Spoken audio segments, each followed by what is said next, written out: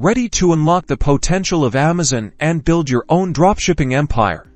Let's jump right into creating your Amazon seller account, perfectly tailored for dropshipping. First, head over to the Amazon Seller Central website. Once there, look for the Sign Up button and click it. You'll be prompted to either sign in with an existing Amazon account or create a new one. Since we're setting up a business, let's create a new Amazon account specifically for your seller profile. This keeps your personal shopping separate from your business. Now, fill in your business information. Be sure to use your legal business name if you have one, or your own name if you're operating as an individual. Enter your business address and a valid phone number, as Amazon requires this for verification. Amazon will then need to verify your identity. Usually, this involves a phone verification, where they'll send you a text message with a code. Enter that code to confirm your phone number is correct. Next, you will need to choose a product you would like to sell. Make sure you have done product research beforehand to ensure this product is right for you and your Amazon store. After verification, you'll land on your Seller Central dashboard. This